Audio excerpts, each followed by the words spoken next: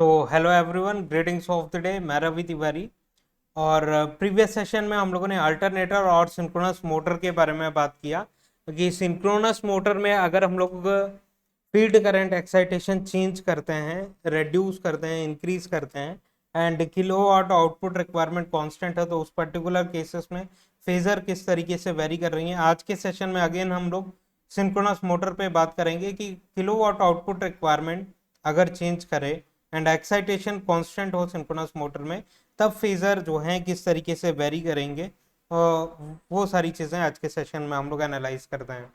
तो आप लोग गेट एकेडमी के चैनल पे हैं एंड आरआरबी जेई 2024 में 7,900 प्लस पोस्ट है, एक अच्छी अपॉर्चुनिटी है।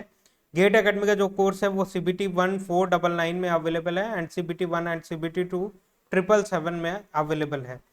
तो अगर आप इंटरेस्टेड हैं, जिस डेट पे आप एनरोल करते हैं इन कोर्सेज में, इमीडिएटली आप लोगों को रिलेटेड जो भी सिलेबस है CBT 1 एंड CBT 2 में, ऑफिशियल सिलेबस आरआरबी की वेबसाइट में जो मेंशन है, वो सारी के सारे सब्जेक्ट्स इमीडिएट बेसिस पे आप लोगों को प्रोवाइड कर दिए जाएंगे। तो आपको किसी भी तरीके का वेट करने की ज़रूरत नहीं है और आप अपने प्रिपरेशन स्ट्रेटेजी खुद से फॉर्म कर सकते हैं।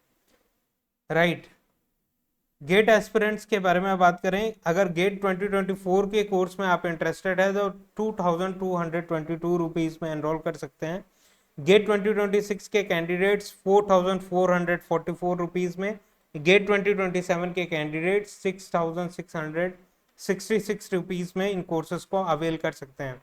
2026 एंड 2027 के एस्पिरेंट्स जो हैं उनको free of cost smart course and dopamine provide किया जाएगा, जो कि गेट एकेडमी के लिए के 2026 एंड 2027 एस्पिरेंट्स के लिए डिजाइंड कोर्सेस हैं। नेक्स्ट, गेट एकेडमी का और भी कुछ कोर्सेस हैं, जैसे कि आरआरबी जेई, एसएससी जेई 777 में अवेलेबल है, कैंपस रिक्रूटमेंट ट्रेनिंग प्रोग्राम 777 में, ऑल स्टेट एई जेई एग्जामिनेशन 777 में, स्मार्ट कोर्स डोपामाइन 555 कॉम्बो 999 में अवेलेबल है। ईएससी नॉन टेक्निकल जैसे कि project management, engineering, drawing, ICT, environmental science, ये सारी चीज़ें आपको 777 में अवेल कराई जाएंगी। And GATE subject wise and combo courses भी अवेलेबल हैं। अगर आपको कोई इंडिविजुअल कोर्सेज चाहिए, इंडिविजुअल सब्जेक्ट चाहिए, जैसे कि नेटवर्क, पावर सिस्टम या फिर इलेक्ट्रिकल मशीन, या कॉम्बिनेशन में चाहिए, उसके लिए आप गेट एकेडमी की ऑफिशियल वेबसाइट विजिट कर सकते हैं। टेस्ट सीरीज के बारे में बात करें, जो भी गेट 2025 के एस्पिरेंट्स हैं इलेक्ट्रिकल इंजीनियरिंग के लिए प्रिपेयर कर रहे हैं, तो 28 टेस्ट टॉपिक वाइज टेस्ट हैं, 12 टेस्ट सब्जेक्ट वाइज टेस्ट हैं, बेसिक लेवल के, एडवांस लेवल के 12 टेस्ट हैं and multiple subject test 14 test हैं एंड 10 टेस्ट मॉक टेस्ट हैं। टोटल नंबर ऑफ टेस्ट 76 हैं। अगर आप इन 76 से टेस्ट सीरीज दे लेते हैं, एनालिसिस कर लेते हैं, जो कि एग्जैक्ट रेप्लिका होगा ऑफिशियल गेट पेपर का, एग्जैक्ट एक्सपीरियंस आपको कराएंगी और अपने आपके प्रिपरेशन को इस टेस्ट सीरीज के साथ और भी ज़्यादा बूस्ट कर सकते हैं और इफेक्टिव मैनर में प्रिपेयर कर सकते हैं।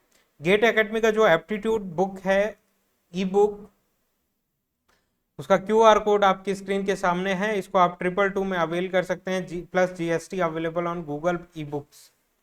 इसमें numerical ability, logical reasoning, verbal ability, spatial aptitude है, जो कि 521 नंबर ऑफ पेजेस में कंबाइंड है।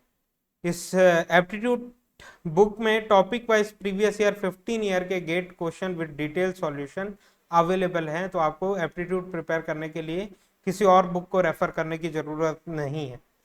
तो ब्यूटीफुल बुक है, वॉच आउट जरूर करिएगा। तो चलिए आज के सेशन को हम लोग स्टार्ट करते हैं और डिस्कशन में आगे बढ़ते हैं। राइट।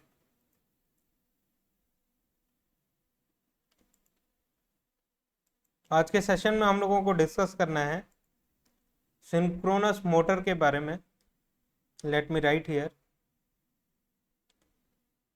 सिन व्हाट हैपेंस,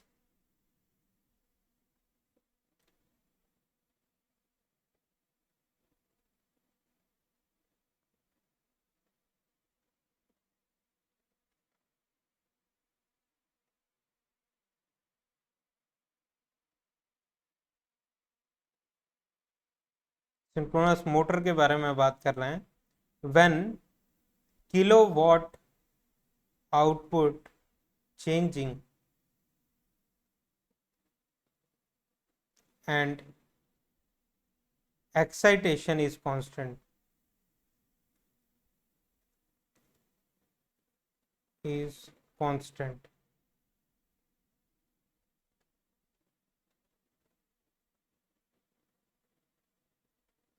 तो ये सिनेरियो हम लोग एनालाइज करते हैं। जैसे कि आप लोगों को पता है कि पावर का expression, power is equal to V T I A cos phi, and power can be written as E F V T upon Xs sine delta. तो पावर क्या हो रहा है यहाँ पे, चेंज कर रहा है। टर्मिनल वोल्टेज क्या होगा, कांस्टेंट होगा, क्योंकि नेशनल ग्रिड के साथ कनेक्टेड है, इन्फिनाइट बस के साथ कनेक्टेड है। एक्सेस इज मशीन कांस्टेंट, तो power is directly proportional to I A cos phi, and power is also directly proportional to E F sine delta. तो अगर हम लोग पावर को चेंज कर रहे हैं तो आई ए कॉस फाई भी क्या होगा, चेंज होगा। अगर पावर को चेंज कर रहे हैं तो ई एफ साइन डेल्टा क्या होगा, ये भी चेंज होगा, वेरिएबल होगा, right. Excitation is maintained constant, मतलब कि field current excitation is maintained constant, ये मेंटेन्ड कांस्टेंट है, इसमें कोई भी चेंजेस नहीं हो रहे। मतलब आई एफ जब कांस्टेंट है, इसका मतलब क्या हुआ, ई एफ की वैल्यू क्या होगी, कांस्टेंट रहेगी, ई एफ में कोई भी चेंजेस नहीं देखने के लिए मिलेगा। तो जल्दी चलिए जल्दी से हम लोग फेजर डायग्राम की तरफ आगे बढ़ते हैं। सिंपल सी चीज़ें हैं, बाकी सारी चीज़ें आप एनालाइज कर चुके हुए हैं, अब आपको कोई भी डिफिकल्टी आनी नहीं चाहिए।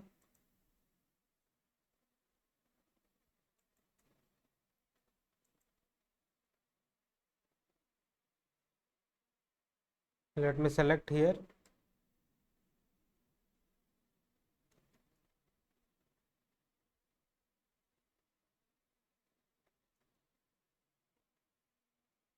वीटी सबसे पहले, चाहे जनरेटर हो चाहे मोटर हो, आपको क्या ड्रॉ करना है, VT.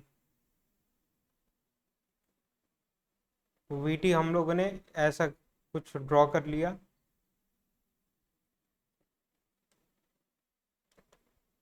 This is VT, terminal voltage. और वीटी से होता हुआ एक रेफरेंस एक्सिस आप चाहें तो ऐसे ड्रॉ कर सकते हैं। This one is reference axis, right. अब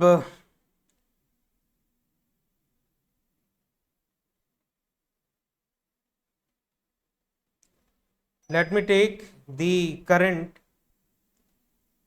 as lagging, sorry leading।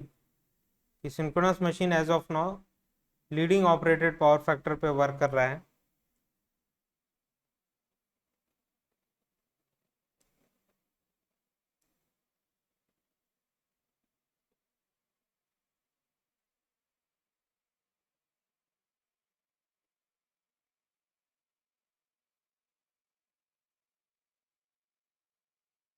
This one is I A, और वीटी से आई ए कितना एंगल बना रहा है, फाइव, जो कि लीडिंग पोजीशन को रिप्रेजेंट कर रहा है। VT is the reference phasor, right side lagging, left side leading, मतलब आई ए कौन से पोजीशन में, लीडिंग।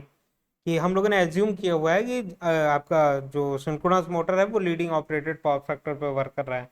अब इसको एक्सटेंड करिए तो आई ए एक्सेस कैसा होगा, इसी लाइन पे होगा कहीं पे। तो आपको पता है in case of synchronous motor E F इधर ड्रॉ करेंगे कि इधर ड्रॉ करेंगे, आई ए एक्सेस वाली लाइन कौन सी है, ये आई ए एक्सेस वाली लाइन है। तो ई एफ आप इधर ड्रॉ करेंगे कि इधर ड्रॉ करेंगे, सिंक्रोनस मोटर में वीटी से ई एफ लैग करता है, तो इसीलिए हम लोग ई एफ को लैगिंग साइड में, वीटी के रेस्पेक्ट में लैगिंग साइड किधर होगा, ऑब्जर्वर को वीटी पे बैठाइए, फेजर की तरफ फेसिंग कराइए रेफरेंस एक्सिस पे, तो राइट साइड जो होगा वो लैगिंग पोजीशन को रिप्रेजेंट करेगा।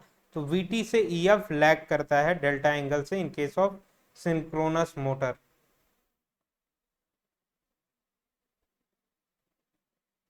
तो ये आ गया आपका ई एफ।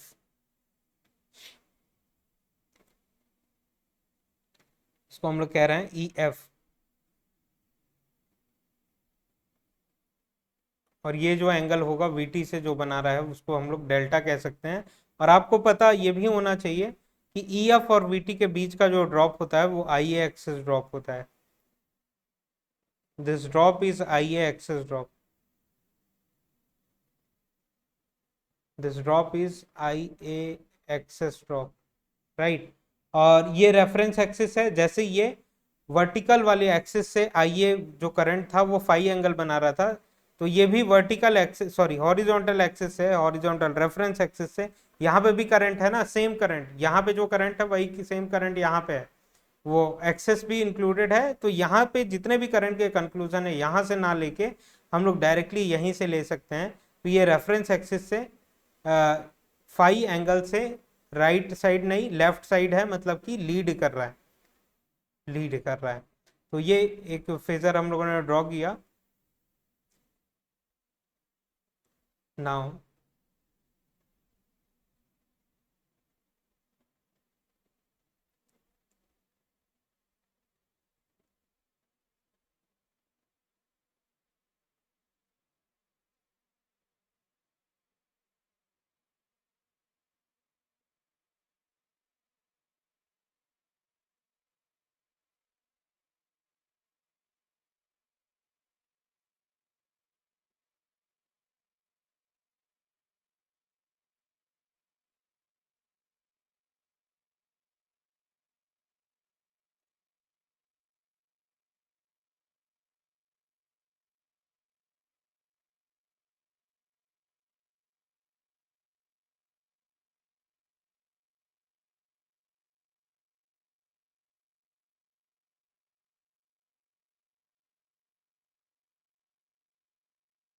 थोड़ा वेट करिएगा।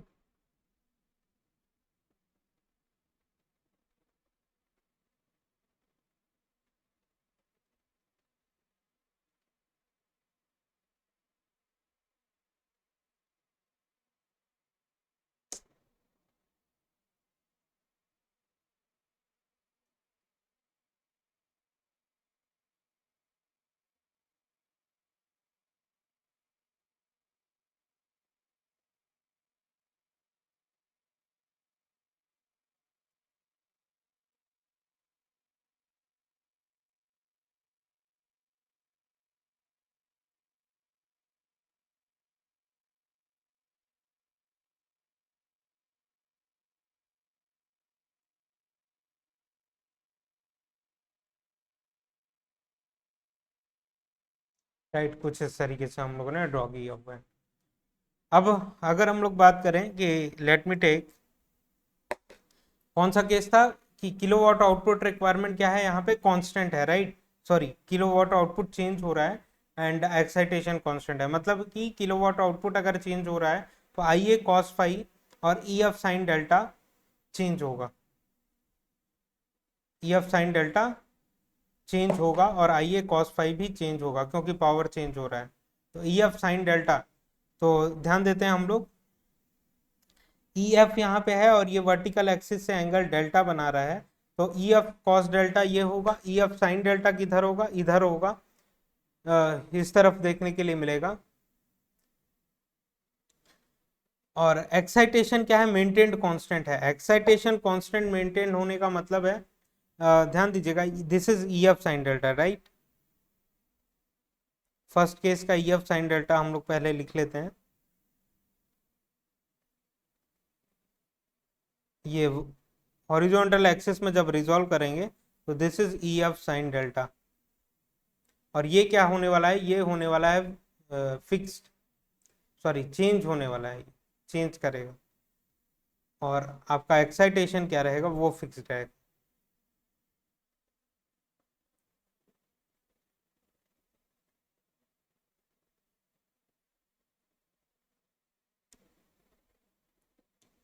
एक्साइटेशन फिक्स्ड रहेगा।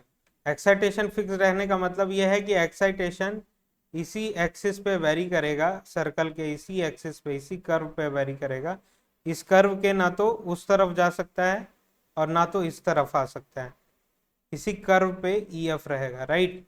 तो ये कर्व क्या रिप्रेजेंट कर रहा है, ये फिक्स्ड एक्साइटेशन को, फिक्स्ड एक्साइटेशन को रिप्रेजेंट करते हैं कि एक्साइटेशन इसी कर्व में मूव करेगा, क्योंकि ई एफ का लेंथ इससे ज्यादा ना तो ऊपर जा सकता है ना तो नीचे आ सकता है। तो this is the thing. Second case में हम लोग ड्रॉ करते हैं कि लेट मी टेक कि ई एफ साइन डेल्टा हम लोग ने इंक्रीज कर दिया, ई एफ साइन डेल्टा हम लोगों ने इंक्रीज कर दिया क्योंकि steam power input, sorry, mechanical power output requirement बढ़ गया while maintaining the same excitation. तो ये वाली ई एफ को हम लोग क्या कह सकते हैं, ई F dash.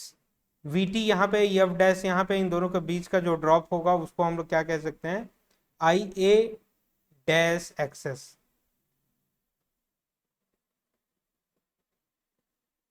This drop is known as I A dash access.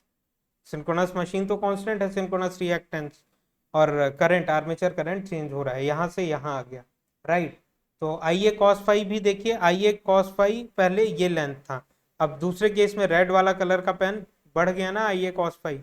तो इस तरीके से। और सेकंड केस का ई एफ साइन डेल्टा कहाँ पे आएगा, देखिएगा, ई एफ साइन डेल्टा जो कि ई एफ डैश, यहाँ पे ये कौन सा एंगल है, ये डेल्टा डैश है, डेल्टा डैश वीटी से ई एफ डैश कितना एंगल बनाएगा, डेल्टा डैश बनाएगा। तो ई एफ साइन डेल्टा किधर होगा, ई एफ कॉस डेल्टा, यही वीटी के बराबर होगा, लेकिन ई एफ साइन डेल्टा कितना होगा, E F sine delta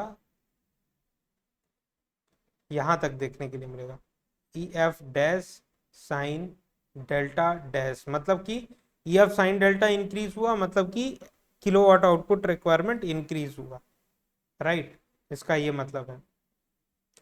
third वाले केस में ड्रॉ करते हैं हम लोग,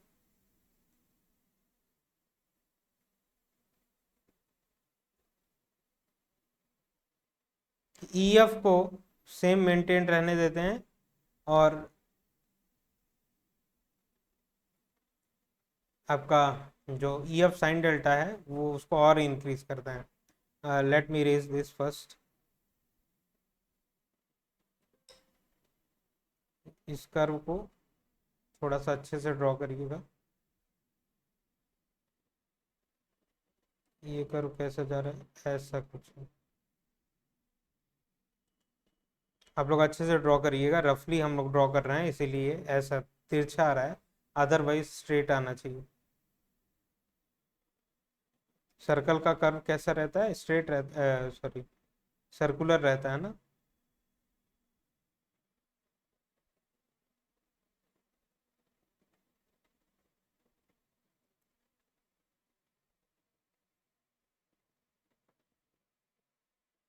ऐसा कुछ, ये ई एफ था। तो ग्रीन कलर के पेन से थर्ड वाला केस ड्रॉ कर लेते हैं जल्दी से, कि ये आपकी ई एफ डबल डैश आ जाएगा यहाँ, इसके उधर जा सकता है क्या, नहीं, इसके अंदर रह सकता है क्या, नहीं, क्यों, क्योंकि एक्साइटेशन का जो लेंथ है वो फिक्स्ड है, एक्साइटेशन इंक्रीज डिक्रीज नहीं हो रहा है, केवल ई F sine delta increase decrease हो रहा है, क्यों, क्योंकि केवल और केवल पावर जो है किलोवाट आउटपुट चेंज हो रहा है और कुछ नहीं, एक्साइटेशन कांस्टेंट है।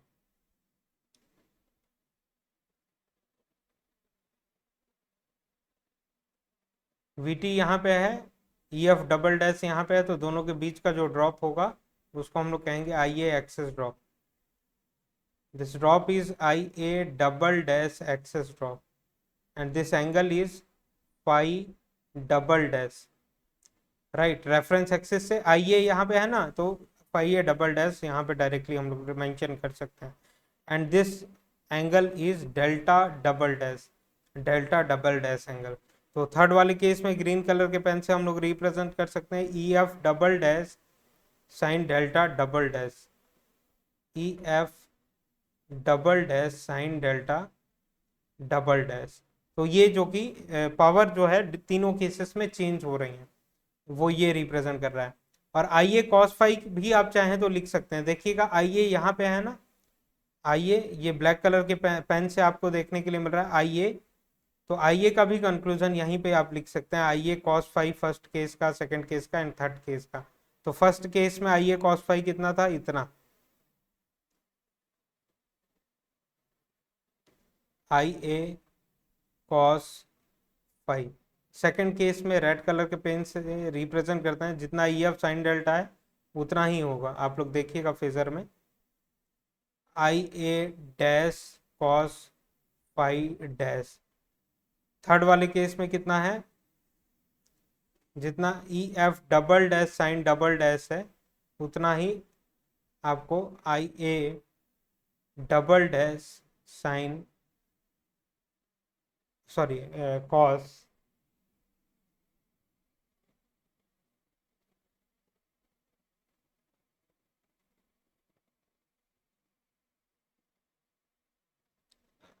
कॉस फाई डबल डैश ऐसा होगा।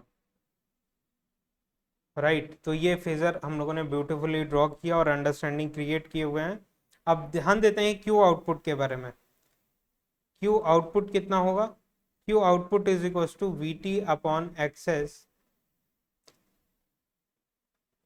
E F cos delta minus V T, E F cos delta minus V T, same expression as synchronous generator, Q output is same. तो फर्स्ट केस में Q output क्या मिल रहा है, Q output इस expression mathematical expression को analyse कीजिए तो E F cos delta, E F cos delta की वैल्यू वी टी से क्या होगी, बड़ी होगी।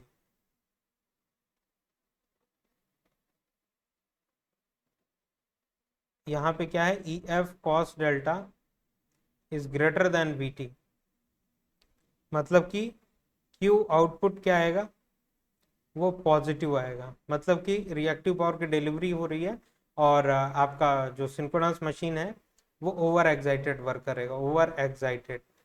और पावर फैक्टर क्या होगा, आइए देखिए रेफरेंस एक्सिस से राइट साइड में है कि लेफ्ट साइड में है, लेफ्ट साइड में है, मतलब कि लीडिंग पावर फैक्टर रीजन होगा, लीडिंग पावर फैक्टर पे ऑपरेट करेगी मशीन।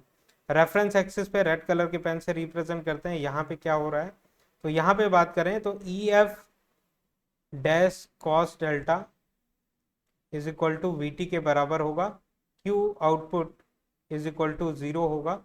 मतलब कि इसको हम लोग कहते हैं नॉर्मल एक्साइटेशन, नॉर्मल एक्साइटेशन। और पावर फैक्टर क्या होगा, यूपीएफ, यूनिटी पावर फैक्टर, ना तो रिएक्टिव पावर दे रहा है ना तो ले रहा है। और पावर फैक्टर क्या है, रेफरेंस एक्सिस पे आई ए रखा हुआ है, मतलब पावर फैक्टर क्या है, यूनिटी। नेक्स्ट ग्रीन कलर के पेन से रिप्रेजेंट करें तो यहाँ पे आपको क्या देखने के लिए मिल रहा है, ई F cos delta is less than VT, VT आपको बड़ा देखने के लिए मिल रहा है, वीटी का लेंथ बड़ा है, ई एफ कॉस डेल्टा यहीं तक आएगा, यहाँ तक। तो इसीलिए क्यू आउटपुट क्या मिलेगा, नेगेटिव मिलेगा, जो कि अंडर एक्साइटेड को रिप्रेजेंट कर रहा है, अंडर एक्साइटेड। क्योंकि नेगेटिव क्यू ये इंडिकेट कर रहा है कि रिएक्टिव पावर डिलीवर नहीं, एब्जॉर्ब हो रही है, अंडर एक्साइटेड होगी मशीन। और इस रीजन में, इस पूरे रीजन में पावर फैक्टर कैसा होगा, लैगिंग पावर फैक्टर। क्यों, क्योंकि रेफरेंस एक्सिस से जो ग्रीन वाला फिगर है, ये वाला जो आई ए डबल डैश है, वो राइट साइड लाई कर रहा है। राइट साइड क्या होता है, लैगिंग पावर फैक्टर। तो ये ओवरऑल सिनेरियो हम लोगों ने डिस्कशन किया, किसी भी तरीके का कोई डाउट नहीं है। और over excited machine always reactive power की डिलीवरी करती है, अंडर एक्साइटेड मशीन एब्जॉर्व करती है। ये सारा अंडरस्टैंडिंग हम लोग क्वेश्चन प्रैक्टिस में कर चुके हैं। तो चाहें तो आप स्क्रीनशॉट ले सकते हैं अपने हैंड रिटन नोट्स में फॉर्म करने के लिए और अपने प्रिपरेशन को और भी ज़्यादा ब्यूटीफुल बना सकते हैं। तो आज के सेशन में इतना ही। नेक्स्ट सेशन में अगेन हम लोग मिलते हैं किसी ब्यूटीफुल कॉन्सेप्ट के साथ रिलेटेड टू सिंक्रोनस मशीन। चाहे तो आप स्क्रीनशॉट ले सकते हैं। और कोई डाउट होगा कमेंट सेक्शन में ज़रूर पूछिएगा, कमेंट सेक्शन में अपने रिव्यूज ज़रूर लिखिएगा। Thank you.